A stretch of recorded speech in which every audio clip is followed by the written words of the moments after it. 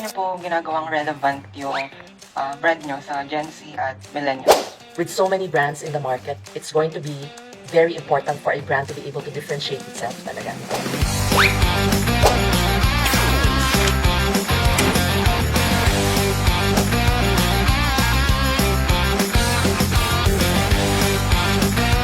So good afternoon, everyone. I'm Alice Liu. I'm the CEO of Golden ABC. My name is Bryan. I'm the Vice President for Strategy and Operations.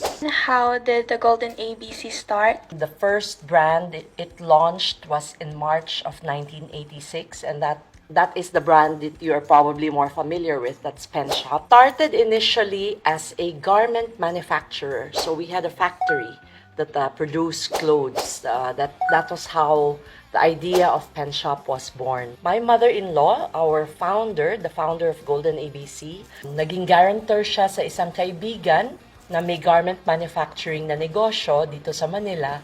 Tapos, nung hindi masyadong okay yung takbo ng negosyo, the bank, of course, had to call in the loan and say na, oh, you're the guarantor, di ba? Paano mo, i-assume to? So, she found herself with a business that she had to continue because the family is based in Cebu. She came to Manila and then took over the business. But because her family was in Cebu, eventually, she asked all the workers here in Manila to say, I want to move the factory to Cebu. Who among you are willing to come to Cebu with me? So, 40 employees moved with her to Cebu with their families and all that, so moved with her, and that's where Golden ABC really established. Ano po yung ibang brands ng Golden ABC aside from Penshoppe, and ano po yung pinaka-unique sa bawat isa? So our brands are, other than Penshoppe, OXGN, Regatta, For Me, Memo, and our newest one is Boku. So Boku was founded during the pandemic. So sobrang special ng Boku sa akin and sa mga siblings ko kasi tatlo lang kami nun.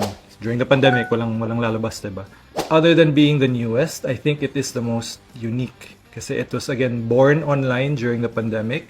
It now has 13 stores across the country. Mas malaki na siya ngayon. May sariling team na siya. There are some newer concepts that we are working on that we want to eventually launch to the market. Other than Boku being the most unique, each of our brands are meant to have a distinct or special position to serve the market. No? So OXGN is more focused on streetwear. Regatta is your lifestyle, leisure wear brand. No? So Memo is your workwear, casual wear brand.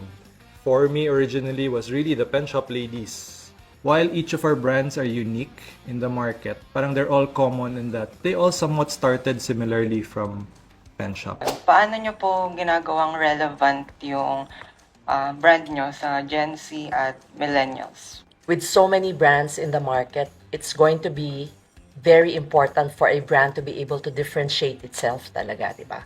We have to continue to innovate as a brand. Kailangan alam namin kung ano ang gusto nyo as Gen Zs, our market, so that we continue to grow with you. We need to understand what it is that you are watching, where it is that you are looking for inspiration for fashion. And then these things we take into account so that we can continue to make the brand relevant and offer these things and make it interesting to you as well. Ang dami pong kabataan ngayon ang gustong mag-start ng sariling retail brand po. Ano po ang advice nyo po para sa kanila? When you want to start a business, you have to look at what product you are offering. Of course, you look at your market. Sinong gusto nyong pagbentahan? So those are things that are important for you to determine whether may fighting chance ba kayo na magnegosyo. These are things that are important because it will fuel that entrepreneurial spirit amongst you. And it will also teach you to look at sourcing, to look at margins, which is the profit, di ba? To look at supply, which is planning how many to buy so that you don't stock too much tas hindi nyo mabebenta. So those are a few business principles that you can already pick up this early. You don't have to wait until you finish school before you start practicing your entrepreneurial spirit. Everybody at any age can be an entrepreneur.